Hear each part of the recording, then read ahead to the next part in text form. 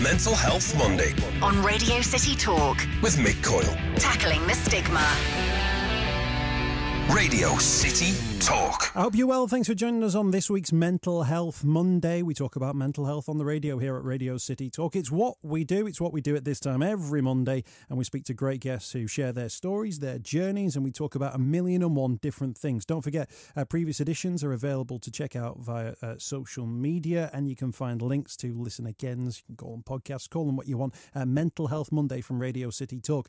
Always great to get people on the programme who've been on before to get an update on the things they're working on, maybe how their lives has changed, maybe the scheme or the project or the thing that they've been working on is moving from strength to strength. That's exactly what we're going to do on the programme today with the team behind the Yapa app, which is up and running and making big waves in the world of social media, I'm delighted to say. We've got joining us in the studio the first person who ever mentioned it to me, Chris Kirkland, former Liverpool keeper. Chris, great to see you. How are you? I'm very good, thank you. Yeah, great to be here. And you brought somebody with you who is not quite as tall as you, but is taller than me. Meaning for the first time in the history of me working at this radio station, I am the third tallest person in this studio. And I'm 6'2.5". Yeah. What are you? 6'4"? Yeah, 6'4". 6'6". Yeah, so he's bigger than me. I won't mess with him. Jack Knowles is in the studio as well. Jack, great to see you. How are you? Yeah, good, thank you. Now, Chris, you were always at great pains to sort of say this Yapa thing, although you've been promoting, you've been a public face of it, that Jack has always been the brains behind it. Absolutely, yeah. But I guess over the course of the last year to 18 months, you've seen this guy take this thing to the next level. I have. I know how hard he works, and it is Jack's. You know, he contacted me a few years ago with the idea of Yapa. Love what he said, and the thing that struck me the most was he said it's going to be free for people to download. He wasn't, after charging people. He'd said that to me when we first met. I wouldn't have done it. So he said, look, I've got a great idea, and it's just progressed from there. But I mean, Jack puts all the groundwork in, and I try and help out where I can, but it's doing really well at the minute. Now, Jack, just tell us about your expertise before you got up and running with Yapa, because before we met, I didn't realise you were like a little bit of a superstar in your hometown in terms of like people who know what you're about. You do like celeb football matches and stuff. You're like you're a known face, right? Yeah, I mean, because of Yapa as well, a lot of people have got in contact just saying, look, we've got this mental health charity match and we'd love you to be involved. So I'm always up for that. I'm going up to one in Scotland in May, and I've got a few down in London. And I always want to get involved in them. Are you any good at football? I'm alright. I'm okay. He's not bad.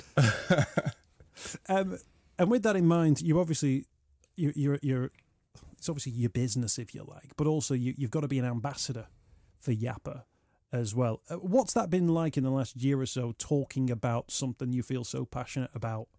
Yeah, well, it's been good. I've just obviously it's given me the opportunity to speak out about kind of mental health, and if anyone's going through problems themselves, to obviously let them know that it doesn't last forever, and kind of give my own advice, because obviously I've been through the experience myself. So I think I always like to think you're better to speak to someone who's been through it than maybe someone that hasn't, just so they can give their own personal experience to show that, look, I've been through that really rough patch, but then you do actually get through it. Yeah, absolutely. I wanted to talk to you about that, if you're comfortable speaking about it, Jack, because I know that when we've spoken in the past, you've kind of had, and I think you've written it yourself online, some almost set responses about talking about mental health. Why do you want to do this Yapa thing? And you'd kind of say, well, it seems like the right thing to do, and I've got these skills. Yeah. And as you've gone on the journey, I've noticed that you've been much more willing to talk about your own mental health, and I guess some people will talk about it publicly, others won't, others will use social media, others might talk with groups of friends.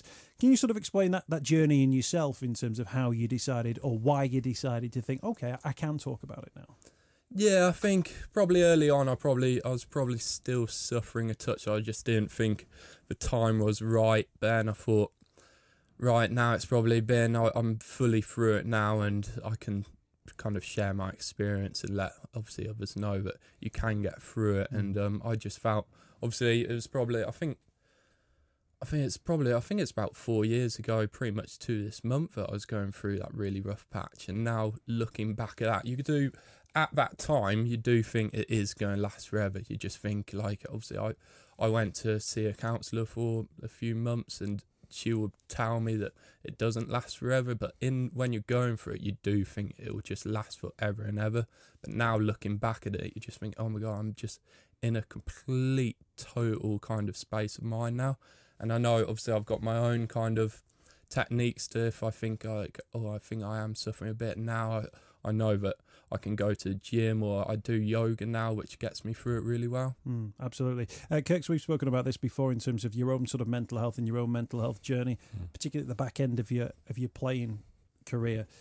It's always interesting when people have gone through something and they have the ability to look back and speak openly and frankly about that experience, because I think it gives people hope who might be thinking, well, I'm going through it at the moment and I can't see what it is that you've seen, and I can't imagine a world where I don't feel about this, because this very much feels like me and who I am and what I'm about. Yeah, Jack's spot on. You know, when I was going through it, you don't think there's a way out. You know, you wake up every day and it starts again. But now it's more like it helps me as a therapy to talk about it, because it's still going to be there. It's never going to go away. I have bad days, good days, but like Jack said, I know the triggers now, and I know what I need to do to, not snap out of it, but to deal with it on a particular day. But yeah, there's far more good days now, and doing a lot of stuff like this helps. We've got a lot more stuff planned. I was out in Trinidad a few weeks ago on a coaching thing. I got asked out there, part of a mental health thing as well. So we went out there, which was brilliant. Which is something, if you'd have said 2 years ago you're going to do that, I wouldn't have done it. Because I've always loved being at home, as you know. And but going out there was amazing, and there's a lot more things lined up to do, and a lot more ideas that we've got. It's interesting that idea of spotting the signs as well. And I've had experience of this. Well, sometimes you get a little bit of a shadow comes over you. It's quite an odd feeling, because, sometimes people's either senses or feelings, sometimes it's a smell that takes you back to a certain time or a certain place on your life. It's quite odd when it's a particular feeling. Now, I might get it if I'm particularly run down, if I've had a couple of drinks the night before, if I've not slept. And I'll recognise it in myself, and I'll go, oh, there's that thing again. Yeah. And it's a little bit frightening that it's almost still there a little bit.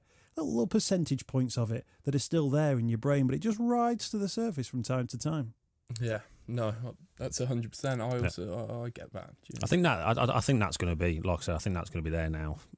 It's not going to go away, but it's just you deal with it better now. You're better equipped to be able to deal with that. But yeah, for me, it'll never go away. Definitely not. Trinidad, by the way. I mean, if it's in Aberdeen, fine. Trinidad. Yeah. I guess that people will go, oh, Trinidad, it's amazing, it's going to be great. But actually, it flied in the face of what you've spoken about there, that idea, well, how much time is it going to take me to get there? How long am I going to be away from a family? Yeah. Those are the considerations that I guess you're still making in your life. Yeah, definitely. But as I say, I'm in a place now where I wanted to go out there, wanted to help, knew roughly what they expected of us out there, but it was incredible. Apart from the heat destroyed me. Really? It was like 33 degrees. Got sunburnt the first day, but you go out there and you just realise just what we've got. The facilities to them are brilliant, but it's you come here and train in England, and we are actually getting them over. So there's about a group of 20 coming over in April from Trinidad. We're going to get them trials at clubs and get the coaches some experience as well. So I mean, Liverpool, the club have been great. You're going to get them down there. So yeah, can't wait for them to come over in April. Yeah, brilliant stuff. And we'll talk in a little bit at time about how sort of we're trying to base mental health in 1,000,001 different things, from sport and football and everything in between. Let's just talk about Yapa, the app. Jack, describe what the app is for people who don't know, and then we'll have a conversation about the growth of the app over the course of the last 18 months or so. Yeah, so Yapa, once you join, we encourage everyone to send out yaps, and it's dependent on your mood. So there's no photos, it's not about likes or a number of followers you have. It's just sending out yaps. So these can range from depressed to anxious, then also happy and proud. And then they go to your followers as well. And then there's also obviously a local help section close to them. So if they are really struggling, then there's local help at hand. And there's like a colour code to it, so you get a sense of where someone's coming at before they've made a tweet. It's not like on one of the other social media forms where you've got to almost read into it yourself. Yeah, so for example, like depressed is a brown colour. And then also if you're messaging that person as well, the background of for chat turns to brown as well. So you know that the person you're actually speaking to is feeling depressed at that time. In terms of how it's developed and how it's changed, what sort of things have you had in terms of feedback, in terms of how it works? What are the things that people have maybe been asking for? Because you don't offer the followers and you don't have to offer the pictures in the way that an Instagram would or a Facebook would. Yeah, I mean, everyone's just been so supportive. We've been waiting for kind of some negative feedback so we can say, oh, look, we need to actually integrate that or we need to change that, but we don't often get that. I mean, we're always putting out new updates every kind of 3 to 4 months. I mean, we're going for next update includes a group section. So we've had a lot of sports teams get in contact saying, look, we want to integrate our kind of sports team so we can track how our players are feeling. So we've had a lot of that. It's a cricket team, a football team, rugby team. We've had a lot of teachers get in contact saying we want to push it with our students. That's been amazing. Got the meditation section coming out as well, haven't we? Yeah, that's coming out as well. So we're going to integrate a meditation section. It's amazing there that you've not had that much negative feedback, just because social media is a world of negative feedback, of people slagging people off or finding a fault in things that don't necessarily have any faults as well. Yeah. That's a really warm response you've received. Yeah, I mean, we've just been waiting for some just so we can kind of change a part of it, but everyone has just been so supportive of it. Everyone sees Yapa and really wants it to become a success as well, because they're obviously seeing what kind of Instagram and other social apps can cause to people's mental health as well. So just everyone's kind of wanting it to win. Just tell us about the territories involved here as well, because of course when you do something in the social media world, you're not limited to the UK or the UK and the US. You're everywhere, aren't you? Yeah, so the app's actually been downloaded in, it's about 175 countries now. So that's the amount. And how many countries is there actually in the world? Is it 100? 200 yeah. Yeah. Yeah. To know that. If I was really clever at this point, I would edit it myself, giving you the correct response. But we're live, so I can't do that. Did you download it when you were in Trinidad, just to give him a couple of numbers for the Caribbean? Well, they actually wanted to integrate it out there, and that was a part of going out there. We did a mental health session when we were out in Trinidad with all the kids and the staff, and they're big on that over there. So when they come over here, we're going to sort of, where I went to the rehabilitation in North Wales, going to take them there. We're going to get them lots of help as well when they come over. So, but coming back to Yapa, I mean, I think the biggest email you had was off a dad, wasn't it? Was it off a parent? Yeah. Said that since daughter's come off Facebook and Instagram and that and gone on to Yapa, she stopped self-harming herself. Because before, it's like you put a picture on or you put a like on and you get hammered for it. But so Jack got a really nice email, which you don't want to get emails like that, but you do, because then you're doing some good sort of thing. So that was a tough one for you, wasn't it? That one. Yeah. I mean, we're with Yapa as well. We're just completely anti-bullying, anti-trolling. Just any kind of that, you just get instantly banned as well. And you've got to register on Yapa via your phone number, so your phone number gets banned, and you can pretty much never register on Yapa again. I mean, I think Twitter, etc., kind of allow for bullying and trolling, which I think, like, I've reported tweets that I've had to myself which have been really abusive, and Twitter have just replied saying, "I know it's not against our rules." And you do sometimes hear those responses. Facebook are in the news at the moment, aren't they? Because they've got all these and they're going, "Well, are you going to do something about all these like fake political adverts?" And they're going, "Nah, not bothered, are they? Fine." Yeah, they're not bothered. And Twitter, abuse on Twitter. I was joking the other day to someone because I was talking about I'm saying still on Facebook, and they said, "Why did you come off Facebook?" And I said, "Well, Facebook's for lying, Twitter's for abusing people, and Instagram's for feeling bad for yourself." Yeah. They're three of the things I associate, and of course, people have some great experiences on Facebook and Twitter, and I absolutely know it could be a great force for good. But to me, those things are often never that far away from the, and you'll know this from tweeting about football. Yeah. You say anything, and then it's almost just like, hey, it's normal. There's a quote that people use, it's Twitter, what do you expect? Well, you don't expect that, do you? You shouldn't expect that. You shouldn't expect abuse. But yeah, I mean, I am on Twitter. I try and use it for the better good, to reach out to people and stuff. I do put some silly things on there, my dogs and stuff like that, and my dog, but... they're your most popular tweets. Oh yes, my dog. Yeah, we're getting plenty of comments about them. But no, you can use it. You can use it for the better. For in general, that's what we've tried to do. But we're just excited where Yapa can hopefully get to. In terms of that idea about putting a colour behind the thing that you're saying or an emotion, That's quite a proactive way, isn't it, that people then share their thoughts, and they might proactively put something on that's not about how they're particularly feeling, but the colour might be associated with the thing that they're talking about.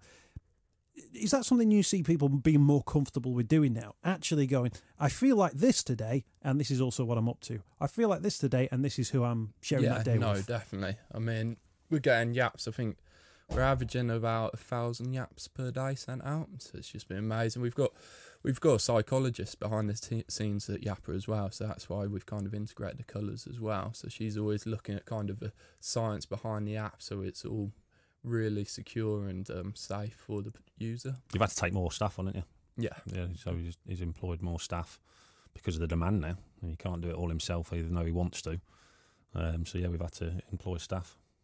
Which is a sign that the thing's working. Is it working for you as well, Jack? Is it doing the things that you wanted it to do in terms of the download numbers when you see it in certain charts? Are you thinking, this is going where I wanted it to go? Yeah, definitely. I just want to make sure as long as we just keep helping people, that's from the outset. I think the biggest thing what people have to understand is, because I've had a few come up to me and say, well, I'm not really too sure how to use it. It's not about photos. Now, straight away you put a picture up or you get a like, it's not about that. It's about communication, putting how you're feeling, and then if somebody sees that, like if you send 3 negative yaps out, Yapa get in touch with you to make sure you're okay. This is where your local services are. If you need help, is there anything we can do and stuff like that? So people have got to realise what it's for. It's not for, as I said, for taking pictures and put it on and writing a load of rubbish.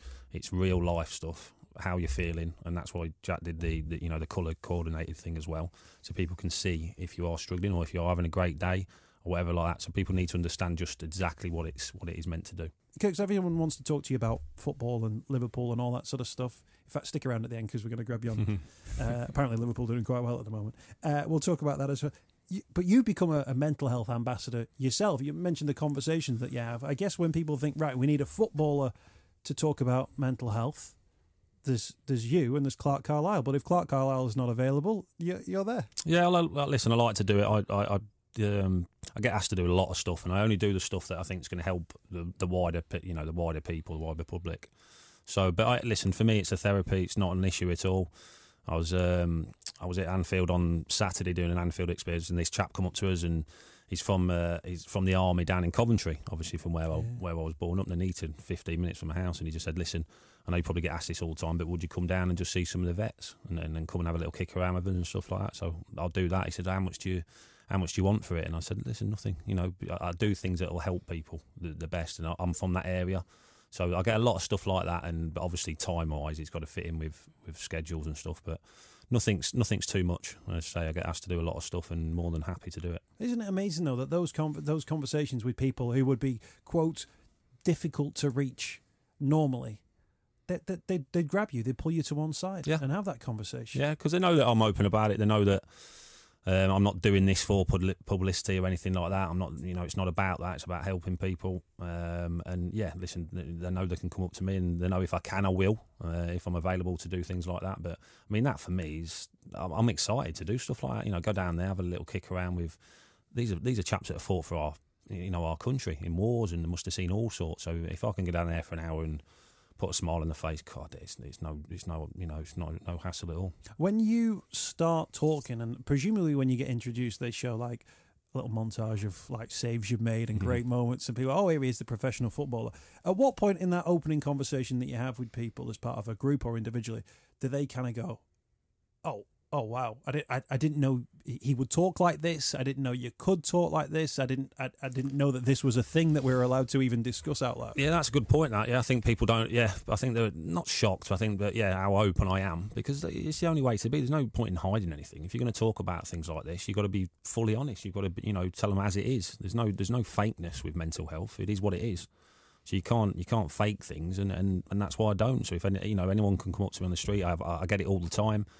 I've had no negative stuff at all, which has been incredible. But if somebody comes up and asks for help, or can you give us a bit of advice? God, dear me, it's easy. It's great. And of course, they'll look at you, and I guess because you're a former footballer now, you have this sort of air about you. You might not realise you do, but you do, because you've done a thing that everybody dreams of and hopes of and aspires to, and even people who are far too old still dream and hope and aspire to do it as well. But for you to have that and to have the career that you had and to sort of live that experience in the public eye in the way that you did, and yet you're still open to sharing that side of yourself. I think that's the difference, that people will think if you share something about yourself, it's a representative of some sort of failure or negativity that you have around your life. But I think when people look at you and look at your story, they're not going to go, well, he's only saying this stuff now because, he never made it in the game. Because you've been there, you wore the shirt, you did the business. Yeah, listen, I was fortunate enough. I got to play for my team I've always supported, Liverpool. My first game was when I was 7. So to play for them, and yeah, listen, I had a good career. Obviously, injuries had a big effect when I was at Liverpool, which was a shame. But listen, I wouldn't have swapped anything. I'd have done it all over again to play one game for Liverpool. And then afterwards, that's why I said I'm in a position where you can use your profile to the good. And that's what I wanted to do. I'm just about to set up my own Chris Kirkland Foundation to help underprivileged kids and do a lot of stuff for mental health as well. But I've got to say the club, Liverpool as a club, have been incredible with us. They can't do enough for us. They're always there to, if I need anything, they're always there. So, I mean, that's a big part of it as well, because you can set out to do these things and want to help people and stuff like that, but you need people that will help you to do that. And say, like coming on here and, just talking about Yapa is amazing. So, yeah, the club have been incredible, but I've got a lot of ideas that I want to do over the next few months, definitely. I imagine as well, clubs that in the past, if you were 20, 25 years ago wanted to do a mental health campaign from within a football club, you go, well, we'd love to do it, but who's going to speak? Who are we going to get? You could get a decent 5-a-side team going, couldn't you? Of former players, even former Liverpool players who've spoken about their mental health, maybe addiction issues, depression and anxiety. There are players, more and more players, that after the game, after they've retired from the game, come out and go, yeah, this was my experience. This is what I was going through. And they have to. They've got to listen. You'll get some players and that won't do it because they're not ready to. But it's like when I went into the rehabilitation centre for mental health, I put a video out there because I wanted people to know it's normal, it's fine, and it was the best thing that I ever did going in there. People say, well, you're going in with people you don't know, but it doesn't matter. You all share the same, mental health. It all leads back, whether it's addiction or mental health, it all leads to depression, and it all leads to the same place. So, I mean, that for me, them 3 weeks were tough, but, got me where I am today. Those, when people talk about the Arsene Wenger revolution, where it was about nutrition and balance and fitness, and people said, wow, this changed the game, just as you weren't really getting into the game. Has the same thing happened yet in regards to mental health? Or we step away from that, where clubs go, you know what, we're taking on these guys sometimes when they're 13, 14, and we're expecting them to be superstars by the time they're 18, and then to stay with us, or we flog them on for big bucks to a foreign country and play until they're 34, and then they fall off the edge of a cliff in terms of a career and the end of their earnings. So let's hope in that time they've earned enough over that maybe 20-year period. That takes not just the physical side of the game, but it takes the mental side of the game. It does. Has that happened yet, that football clubs go, look, we need to look after these individuals at every single level? Their metatarsals and their calf injuries and their groin strains and everything in between, but also whether or not they're subject to stress, anxiety, whether or not they get depression, whether or not on away days they really struggle, when they spend time away from their families, on away trips they really struggle. Yeah, every club should have people in place for that now, and you'll still get, and outside the club as well, because you'll get players that probably won't want to do it inside the club, so there need to be places for them to go outside the club. There's the one, and I know it's Liverpool again, but the Liverpool do that with players that leave. So they still take care of players that have left the academy, or if they're falling on hard times, which you're going to get, as you said. I mean, it's 6-7 years old these days. Players are getting signed, get to 16, and then it's goodbye, and they don't know anything else. When you retire, it's tough, because you go from a routine for 15, 20 years to all of a sudden that routine's not there. That's when a lot of players that I know struggle without the routine, without going to training. It's just something completely alien to them, and that's when they do fall on tough times. So the PFA have got to do a lot more. I spoke with Mickey Bennett about it, Michael Bennett, who's the player welfare officer. They know they've got to do a lot more, PFA, but clubs have got a big responsibility. And we were just talking about it there before. It's not just about footballers, workplaces, whatever workplace, because you look how big this place is. If you have your own setup in your workplace where people can go if they want to and if they're ready to, I think that will eliminate a lot of problems. Yeah, it's interesting when you talk about professional football, when you talked about going and speaking to vets, army vets. that return to Civvy Street, we talk about it, if you've been in the armed forces for 20 years, it's exactly the same. I guess if you've been a footballer for 20 years, you've been told where to be, where to go, what to eat, and all that kind of stuff. Suddenly, you're on your own. Yeah, it's a big shock. It is a real big shock, and a lot of footballers that I know are struggling with that. I mean, I think that it's up to like 680 have contacted the PFA this season, when 3 years ago it was 140. So, past and present players. So, but yeah, listen, I can't wait to do that one actually down in Coventry. Really looking forward to doing stuff like that, and there's a lot more stuff we've got planned. We're going up to Scotland as well for Time to Tackle. There's a chap up there that started a football thing up there, so we're going to travel up there and go and see that as well. Brilliant stuff. Just tell us about Yapa. We hinted at it before, Jack, in terms of the developments and how it's going to change as well, with some new features coming on board with your next big update. Yeah, I mean, we've got an update in about 2 weeks' time, so that includes the group section. So we're encouraging people to kind of integrate their own groups. So we go in contact, and these are really big clubs that have been in contact. They've said one of the things they do for their under 16s is when they sign in for a day, they actually write down how they're feeling. So they don't just write down their name and time they're signed in. They actually write down how they're feeling. So they go in contact and said, look, we want to use Yapa instead of doing that. So we want our kind of head manager to be the admin on the group page, and then he can track all the players. So that's going to be in our next update. Then we've got an update after that, which will be a meditation section. And then after that, it's all promo and getting it going global as well. Good stuff. Just tell us about, obviously social media is here, and it's probably here to stay. And some of the social media firms don't exactly appear to be too keen to change the model that they've got at the moment. Is there? Do you say, well, you know what, you can step aside from Facebook and Instagram and Twitter and those things, and you can use Yap? Have you got to be that sort of beacon of what social media can be? Yeah, it's the best of social media. I think my personal opinion of Instagram. I think Instagram it should be banned for under 16s. I think it's causing that bad of mental health for people that it should be banned. I think regards how it makes people feel and the bullying on it, I think it will only get worse and worse as well. And schools, etc. That's why they've been in contact and really wanting to support Yapa, and hopefully we're going to get in a lot of the schools in the UK. Yeah, absolutely. Does it help in terms of getting people on board who might be, I know it's part of the social media thing that people are influencers. Are you finding that there are influencers who are coming on board? If you had one of the Kardashians or someone like that started sending out yaps, that would make a difference, right? But then that kind of feeds into that thing of it's the celeb culture thing that we're all looking for. Yeah, we haven't really pushed it. A lot of them have got in contact with us. They've said, look, I want to download Yapa, tell me more about it. So we've never really pushed for them to promote Yapa, and but obviously a Kardashian would be great. Are you saving all the Kardashian names just in case? You're not letting anyone else come in and grab the names? Yeah, I think some of them have spoke about their mental health problems. So I think one of them would be a good user on Yapa. That's in football we call that a come and get me play. Oh yes, won't we? I'll back that up. Yeah, any of the Kardashians. Yeah, I'll be very welcome. Brilliant stuff as well. You mentioned the foundation, Chris. How far along are you with that one? In the early stages, so I've had a good meeting with Peter Scrivener, who's a good friend. So he's advising me on that, but it's going to be a couple of months yet. But it's I can't wait to get that up and running, and hopefully run it alongside the Liverpool Foundation as well, which I'm going to be doing a bit of work for them as well, which is great.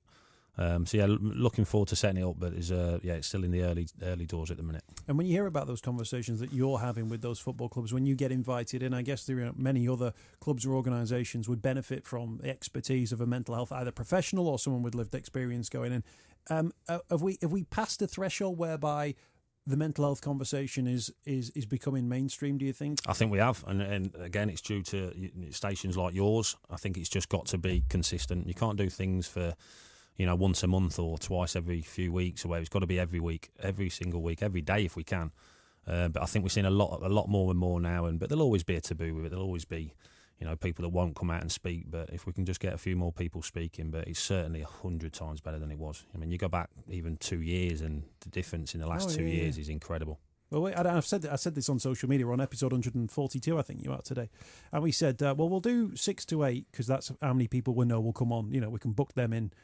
And then somebody said to me, what are you going to do after that? And I thought, well, if no one else wants to talk, we'll go, well, that's the end of the series. Maybe we'll come back soon. We're on episode 142. Yeah, that'll and, keep you know, That's great. it's you know, last year we were looking through the numbers. We had something like, I think it was 1,000% increase in reach. So this idea that people don't want to talk about mental health, I think we've kind of like kiboshed that one because clearly people are comfortable talking about mental health. But also people are keen to hear about mental health as well, you know. And if you're exploiting a market, you know, that's the dream thing. Things that people want, things that people need. And hopefully, this is the problem, is we're giving it away for free, which is what you're doing. But we'll continue. We'll continue next week as well. And Yapa continues too. Chris, enjoy everything that you're working on at the moment, all the various projects as well. And Jack, I'd normally say this to him, but good luck with the football, because I know you're busy with that one too. Again, just remind people, where do people need to head if they want to download Yapa, check it out for the first time maybe? Yeah, so it's free to download on both the App Store and Google Play. Brilliant stuff. Thank you both for your time. Mental Health Monday from Radio City Talk. Mental Health Monday with Mick Coyle. Radio City Talk.